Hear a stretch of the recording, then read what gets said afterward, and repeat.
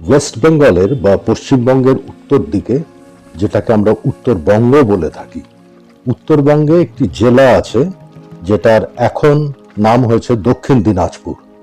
আগে দেশ ভাগের পরে যখন পূর্ববঙ্গ পশ্চিমবঙ্গ আলাদা হলো, তখন এই ওয়েস্ট বেঙ্গলের দিনাজপুরের নাম ছিল পশ্চিম দিনাজপুর।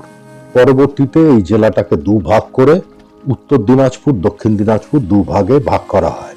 উত্তরের সদর হচ্ছে রায়গঞ্জ আর দক্ষিণের সদর বালুরঘাট। বালুরঘাট শহরের একদম প্রাণ কেন্দ্রে রয়েছে একটি সুন্দর, শান্ত, খুব ভালো, মন ভালো করা একটা নদী। এই নদীর নাম আত্রেই।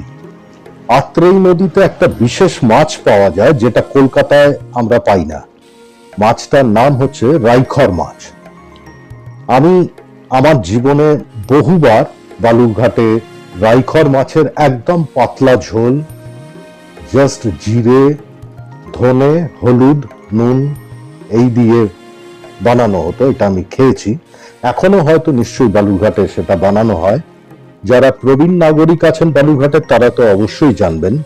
আমার চ্যানেলের যদি কেউ বালুরঘাটের দর্শক থেকে থাকেন তাহলে আমি রিকোয়েস্ট করব কমেন্ট করে জানাবেন যে আমি ঠিক বলছি কিনা।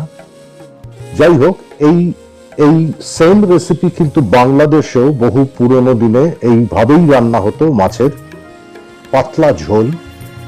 সেটা বিভিন্ন মাছ দিয়ে হতে পারে, পার্শে মাছ দিয়ে হতে পারে, মৌরেলা মাছ দিয়ে হতে পারে, বা অন্যান্য বেশিরভাগ ক্ষেত্রে ছোট মাছ দিয়ে।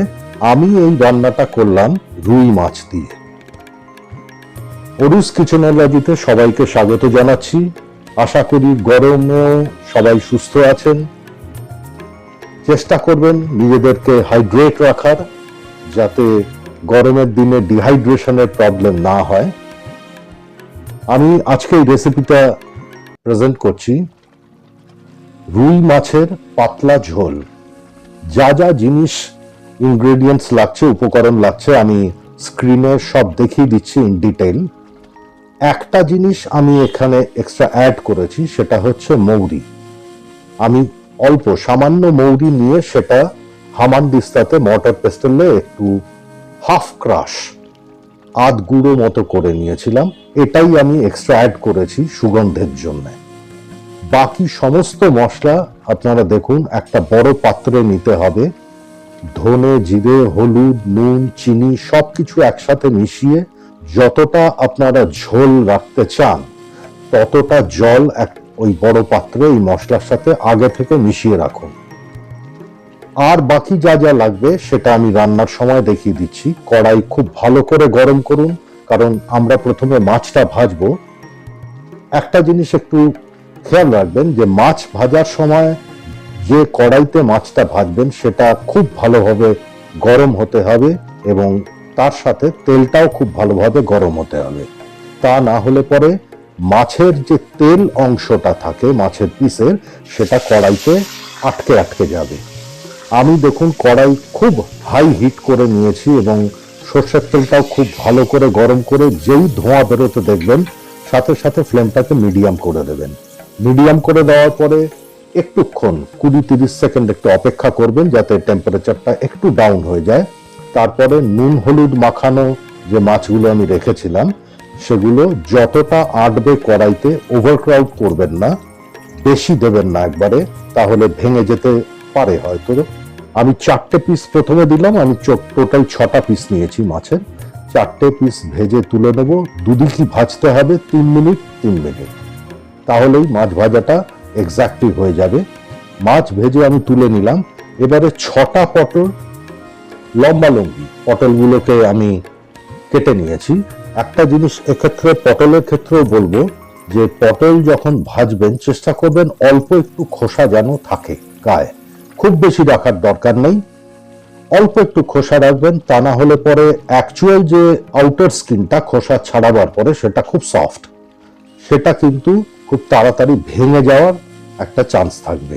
একটু করে খোসা রাখবেন, তাহলে পটল কখনোই ভাঙবে না। পটল দিয়ে আমি অল্প নুন হলুদ দিলাম, দিয়ে পটলগুলো সামান্য ভেজে নিচ্ছি। পটলগুলো আমি কড়াই থেকে তুলে নিচ্ছি। তেল অনেকটাই কমে গেছে মাছ এবং পটল ভাজার পরে। আমি আরো 1 চা চামচ 1 টিস্পুন সর্ষের তেল অ্যাড করলাম। ফ্লেম মাঝারি আছে, মিডিয়াম। এবারে আমি দুটো আলু, একটু মাঝারির থেকে একটু বড় সাইজের দুটো আলু, লম্বালম্বি ভেজেস যেভাবে কাটে, অর্থাৎ একটা আলুর থেকে 8 টুকরো হবে, এরকম ভাবে দুটো আলুর থেকে 16 টুকরো আলু আমি দিয়ে দিলাম। আলুগুলো নাড়ার পরে একটু নাড়লাম, তারপরেই দিয়ে দিচ্ছি সামান্য নুন, 1 চিমটে নুন, 1 চিমটে হলুদ। কারণ তেলের মধ্যে অলরেডি নুন এবং হলুদ আছে, সুতরাং অল্প দেবেন, একেবারেই অল্প। আলুগুলো ভেজে নিতে হবে, মিডিয়াম ফ্লেমেই ভাজবেন। ভাজা হয়ে গেলে আলু যেই তুলছি ফ্লেমটাকে একদম লো করে দেবো, একদম কম। এবারে দিয়ে দিচ্ছি কালো জিরে, 1 চা চামচের মতো আমি নিয়েছিলাম, কালো জিরেটা দিয়ে দিচ্ছি। কালো জিরের দেওয়ার সাথে সাথে দিয়ে দেবো আধ ভাঙা মৌরি, ক্রাশ করে, যেটা মটর পেস্টেলে নিয়েছিলাম। আর দিয়ে দিচ্ছি 3টে কাঁচা লঙ্কা, লম্বালম্বি একটু নাইফ দিয়ে আমি স্লিট করে দিয়েছিলাম, চিড়ে দিয়েছিলাম। 15-20 সেকেন্ড জাস্ট কালো জিরে, মৌরি আর কাঁচা লঙ্কা একটু সতে করে নিতে হবে, একটু নেড়ে নিতে হবে। তারপরে দিয়ে দিচ্ছি হামানদিস্তায় যে আদাটা আমি থেতো করে রেখেছিলাম। আমি দেখিয়ে দিয়েছি আদা থেতো করার সময় বা রসুন থেতো করার সময় সব সময় সামান্য একটু নুন দিয়ে করবেন, তাহলে জল বেরিয়ে আসবে এবং ফ্রিকশনের হেল্প করবে নুনটা। এবারে যে বড় পাত্রে আমি পুরো মশলা দিয়ে, জল দিয়ে যেটা আমি মেখে রেখেছিলাম, পুরোটা খুব সাবধানে আস্তে আস্তে ঢেলে দিন। এইবারে এইটা ঢালার পরে এটা মশলার সাথে মিশছে, আদার সাথে, মৌরির সাথে, কালো জিরের সাথে, কাঁচা লঙ্কার সাথে। ফ্লেম একদম হাই করে দিন। ফ্লেম হাই করে এটা খুব ভালোভাবে একটু ফুটতে দিতে হবে, মানে অন্তত 1-1.5 মিনিট যাতে ভালোভাবে এটা ফোটে সেটা খেয়াল রাখবেন।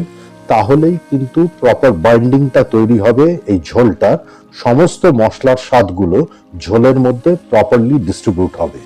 অল্প ফুটিয়ে কিন্তু নেক্সট স্টেপে যাবেন না। দেখুন তেল সেপারেট হচ্ছে, আমি ভেজে রাখা আলুগুলো দিয়ে দিচ্ছি। দিয়ে আলুগুলো কিন্তু সেদ্ধ করার প্রয়োজন আছে। এবারে আলুগুলো দেওয়ার পরে আমি ফ্লেম একদম লো করে দিলাম, নিয়ে ঢাকা দিয়ে 2 মিনিট মতো এটা লো ফ্লেমে কুক করতে হবে। ঢাকা খুললাম, দেখুন একেবারে তেল সুন্দর ভেসে উঠেছে, অর্থাৎ গ্রেভি, ঝোল পুরোপুরি প্রপারলি রান্না হয়ে গেছে।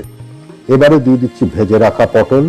পটলগুলো আলুর তুলনায় কম সময় লাগবে, এটাই সায়েন্সটা এটার। রান্নার এই যে সায়েন্স আর আর্টের যে কম্বিনেশন, এটা খুব ইম্পর্টেন্ট। আমি আলুটা আগে দিলাম যেহেতু শক্ত, আলু খানিকটা সেদ্ধ হয়ে যাওয়ার পটল দিলাম। পটলটা দেওয়ার পরে 1 মিনিট, তখন কিন্তু আলুটাও আর একটু নরম হচ্ছে। এবারে দিয়ে দিচ্ছি ভেজে রাখা মাছ, এটা সব থেকে সফট। মাছ দিয়ে দেওয়ার পরে খুব সাবধানে একটু নাড়তে হবে, ফ্লেম লো থাকবে, কম আঁচ থাকবে। সব জিনিস কিন্তু রান্না হয়ে গেছে, শুধু মাছটা, আমাদের মাছের স্বাদটা ঝোলের মধ্যে যেতে হবে। ঢাকা দিয়ে 3-4 মিনিট লো ফ্লেমে কুকিংটা করুন। আমাদের রান্না কমপ্লিট। মাঝখানে নুন মিষ্টি একটু চেক করে নিয়েছি। সাবেকি পাতলা মাছের ঝোল সম্পূর্ণ তৈরি। বিশেষ করে এই গরমকালে এই আলু পটল দিয়ে এই মাছের ঝোল অসাধারণ লাগে। জাস্ট প্রথমে একটু উচ্ছে ভাজা বা উচ্ছে সেদ্ধ বা করলা সেদ্ধ, তারপরে এই পাতলা মাছের ঝোল। যদি রেসিপি ভিডিও ভালো লাগে লাইক দিন, শেয়ার করুন, আর আপনাদের মূল্যবান কমেন্ট আমার কাছে বিরাট ইন্সপিরেশনের ব্যাপার। সাবস্ক্রাইব করুন অরুস কিচেনোলজিকে, সঙ্গে থাকুন, সুস্থ থাকুন। নমস্কার।